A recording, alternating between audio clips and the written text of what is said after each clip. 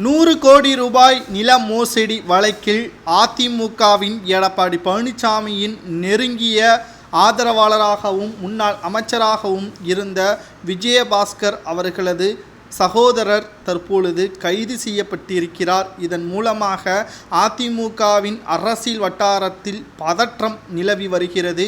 எடப்பாடி பழனிசாமியின் பெயரும் இதில் அடிபட்டுள்ளதாக தகவல்கள் வெளியாகியிருக்கிறது. இந்த வீடியோவில் இதைத்தான் முழுமையாக நாம் பார்க்க போகிறோம். அதாவது கரூரில் பிரகாஷ் என்பவருக்கு சொந்தமான 100 கோடி மதிப்புள்ள 22 ஏக்கர் நிலத்தை போலி ஆவணங்கள் மூலம் பத்திரப்பதிவு செய்ததாக 7 பேர் மீது வழக்கு பதிவு செய்யப்பட்டுள்ளது.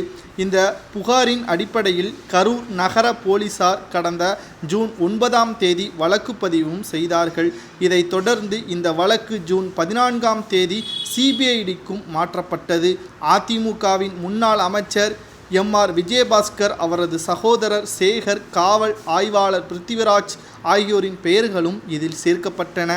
இதனிடையே கரூர் நகர காவல் நிலையம் மற்றும் எஸ்பி அலுவலகத்தில் ஜூன் 14ஆம் தேதி பிரகாஷ் அளித்த புகாரின் பேரில் வாங்கல் காவல் நிலையத்தின் ஜூன் 22ஆம் தேதி முன்னாள் அமைச்சர் எம்.ஆர். விஜயபாஸ்கர், அவரது சகோதரர் சேகர், பிரவீன் உள்ளிட்ட 13 பேரும் வழக்கு பதிவு செய்யப்பட்டது. இரு வழக்குகளில் முன்ஜாமீன் கேட்டு விஜயபாஸ்கர் அவர்கள் சமீபத்தில் ஜாமீனில் வெளிவந்தார்.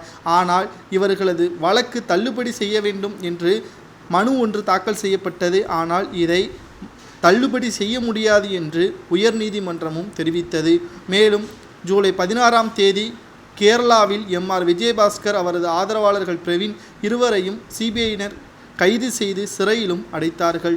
வில்லிவாக்கம் காவல் ஆய்வாளராக இருந்த பிருத்திவிராஜ் ஜூலை 16ஆம் தேதி இரவோடு இரவாக முன்னாள் அமைச்சர் கைதும் செய்யப்பட்டார். இதனைத் தொடர்ந்துதான் கரூர் அரசு மருத்துவக் கல்லூரி மருத்துவமனைக்கு அழைத்து சென்று பரிசோதனை செய்த பிறகு கரூர் விரைவு நீதிமன்றம் நீதிபதி மகேஷ் முன்னிலையில் இருவரையும் ஆஜர்படுத்தினர். தற்பொழுது 10 நாள் காவலில் விஜயபாஸ்கரின் தம்பி மற்றும் காவல் ஆய்வாளரையும் விசாரணைக்காக அழைத்து சென்றிருக்கிறார்கள். விசாரணையின் முடிவில் அப்பொழுது முதல்வராக இருந்த எடப்பாடி பழனிசாமியின் ஆதரவோடுதான் இவர்கள் 100 கோடி ரூபாய் மோசடி செய்ததாக அரசியல் வட்டாரங்களில் பரவி வருகிறது. இதனால் எடப்பாடி பழனிசாமியின் பெயர் அடிபட்டு இருப்பதால் அவரும் விசாரணைக்கு அழைத்து செல்லலாம் என்றும் கூறப்படுகிறது.